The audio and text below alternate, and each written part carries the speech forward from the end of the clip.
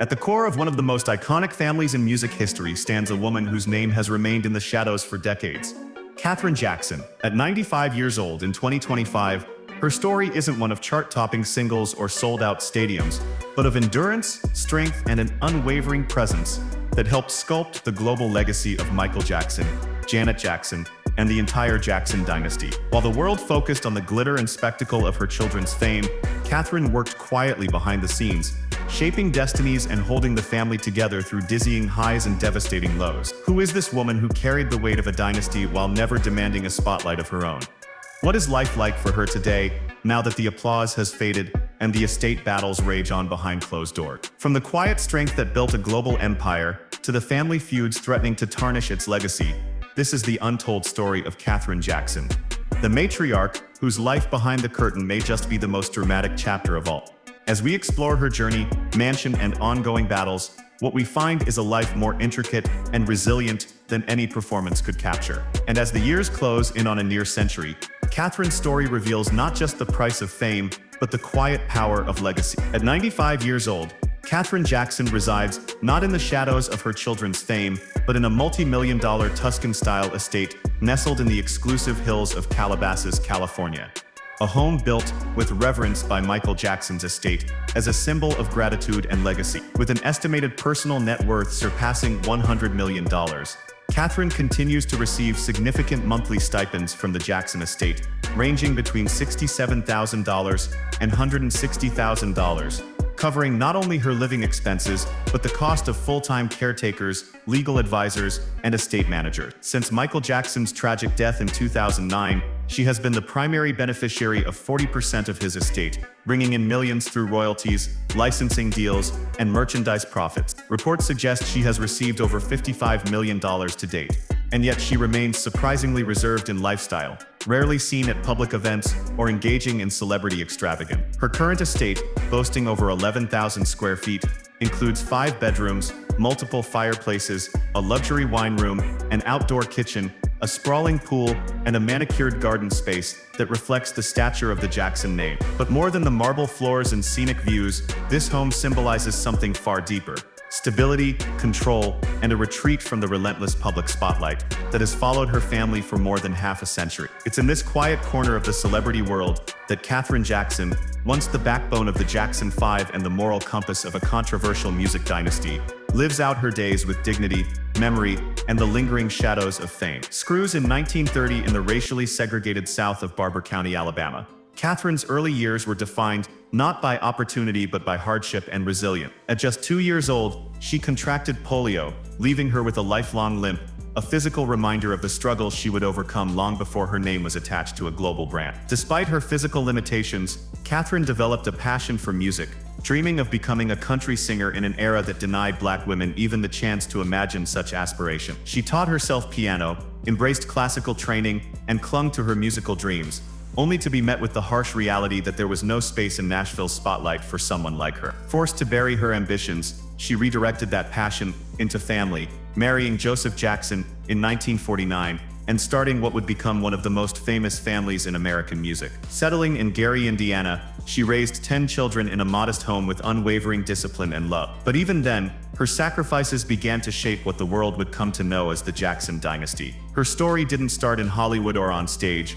It began in the dusty corners of the Jim Crow South, where dreams were often silenced before they could even be spoken. Yet through that silence, Katherine Jackson built something that would echo across generations, a legacy born not of fame, but of fierce maternal will.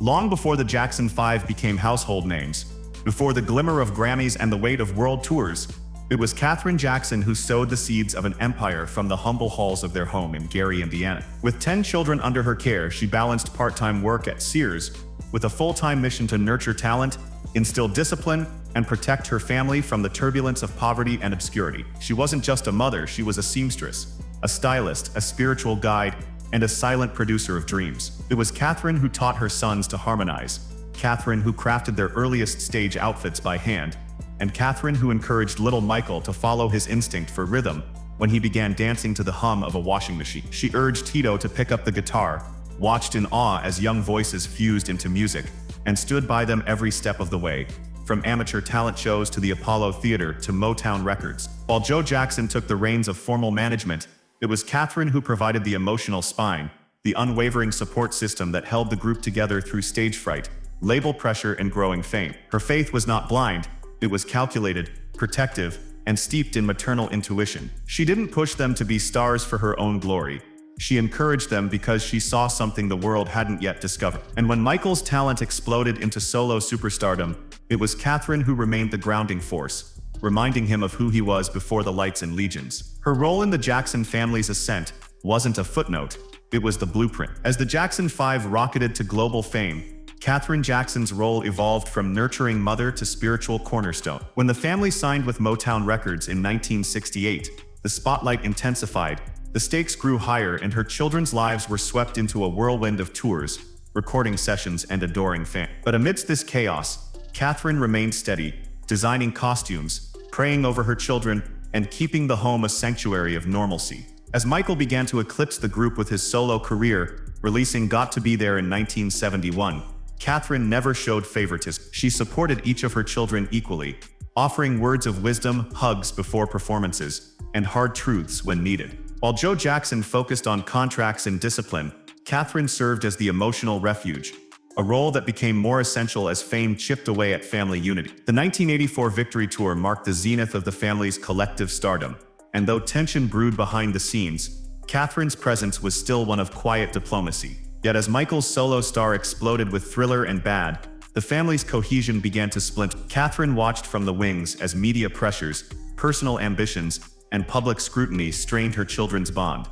Still, she held firm, never losing sight of the values she raised them with. She reminded them that music was a gift, not a competition. Her quiet influence was often overlooked, but within every Grammy speech and platinum plaque, there was a silent nod to the woman who sacrificed her own dreams to help her children reach theirs. Katherine Jackson's current residence is more than a home, it's a monument to legacy. Nestled in the prestigious hills of Calabasas, California, her 11,000-square-foot Tuscan-style mansion is a gift from Michael Jackson's estate, purchased for $10.75 million as a thank you to the matriarch who raised legend. Designed by Casabian Design Build, the estate reflects old-world charm blended with modern luxury. It features 5 lavish bedrooms with ensuite bathrooms, sprawling living spaces adorned with ornate fireplaces, and balconies overlooking the lush 2-acre. The home includes a chef's kitchen with high-end appliances, a private office with its own entrance, a wine room, multiple dining areas,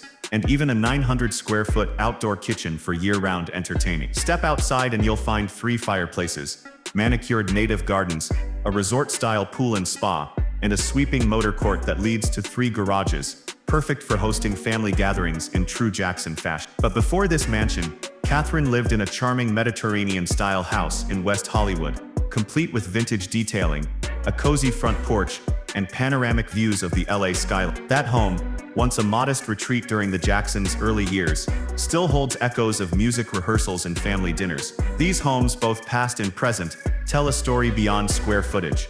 They're reflections of a journey from struggle to splendor, from Gary to global. Katherine never asked for opulence, but these estates are testaments to the role she played in building a dynasty that redefined American entertainment. Katherine's life wasn't always lined with gold and glamour. Her marriage to Joe Jackson was marked by tension, sacrifice, and betrayal. While Joe was praised for his strict discipline and visionary push that catapulted the Jackson 5 into fame, Katherine bore the emotional toll of his infidelity and iron-fisted parenting style. Twice, she filed for divorce, once in 1973 and again in 1982.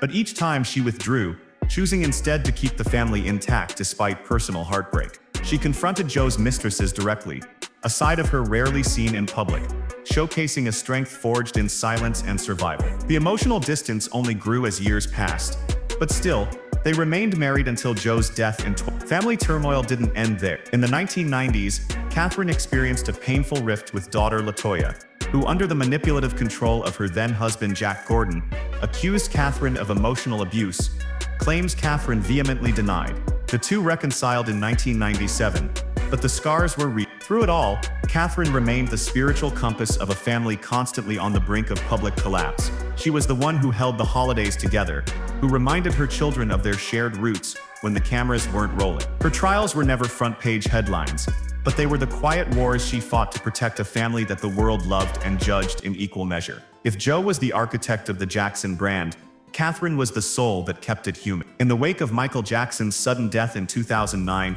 the world mourned, but few realized the burden that would fall on 79-year-old Katherine Jackson. With the stroke of a pen and the force of a court ruling, she became the legal guardian of Michael's 3 young children, Prince, Paris, and Blanket, now known as Biggie. While still grieving her son, Katherine stepped up without hesitation, transforming her Calabasas mansion into a new home for Michael's kids, ensuring stability amid chaos. She negotiated a peaceful custody agreement with Debbie Rowe, Michael's ex-wife and mother of Prince and Paris, allowing visitation rights and continued financial support while retaining full guardianship. At a time when most people her age were slowing down, Katherine was attending parent-teacher conferences, managing emotional breakdowns, and navigating paparazzi storms outside their gate. But not all was smooth. By 2012, a strange disappearance sparked a temporary guardianship suspension after some adult family members allegedly took Katherine to Arizona. The court handed emergency custody to Tito's son, TJ Jackson, until Katherine was located and reinstated as co-guard. This joint arrangement balanced her authority with TJ's youth. By 2017, at age 87, she officially stepped down, trusting TJ to take over full responsibility as Prince and Paris entered adulthood. Through all of it, Katherine proved once again that titles like grandmother barely captured her true role: protector, caretaker, and the unwavering matriarch even in her twilight year. Just when most would expect a peaceful retirement, Katherine Jackson found herself entangled in yet another public and painful battle, this time not over music, but over Michael's estate. In 2024, a shocking twist unfolded when her own grandson, Biggie Jackson, filed a legal objection against her. The source of the rift: Katherine's decision to sue the estate's executors for approving a $600 million deal with Sony to sell a portion of Michael's music catalog. At first, Katherine, Prince, Paris, and Biggie stood united in their opposition, fearing that Michael's legacy would be diluted. But when the court ruled in favor of the estate's decision, the children accepted the verdict, except Katherine, who continued the fight. Her appeal sparked backlash, especially from Biggie, who argued that using estate funds for a legal battle she was unlikely to win was reckless. He questioned the soaring legal fees and asked the court to block her access to estate money for this purpose. The move shocked fans worldwide, laying bare the generational divide within the Jackson legacy. Was it about protecting Michael's artistic legacy or securing financial futures? Depending on who you asked, both sides made valid points. But at the center of it all was a 94-year-old woman, still fighting not for fame, not for money, but for what she believed was right. In a family defined by showbiz spectacle, this legal clash revealed something rawer: the internal struggle of how to protect a legacy when even bloodlines no longer agree on what that means. Katherine Jackson's legacy cannot be measured in gold records or chart positions.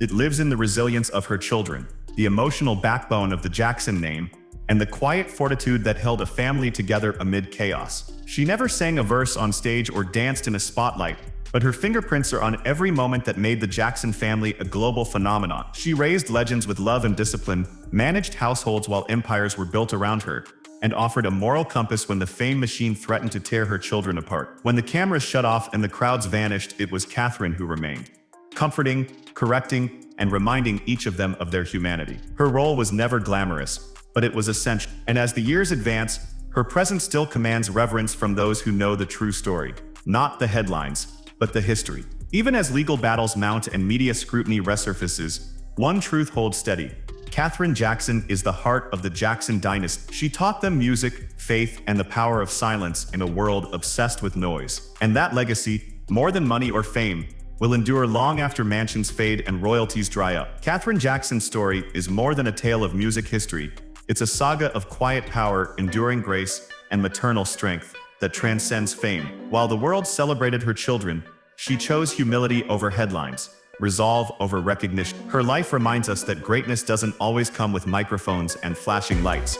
Sometimes it stands at the edge of the stage, hands clasped, heart steady, and eyes filled with pride. At 95, Katherine is not just a witness to history, she is its author. If you found her journey as inspiring as we did, make sure to like this video, subscribe to our channel, and leave a comment about the moment that moved you most. Which part of Katherine Jackson's legacy do you believe deserves more recognition? Let us know, and stay tuned for more untold stories behind the world's most iconic figures.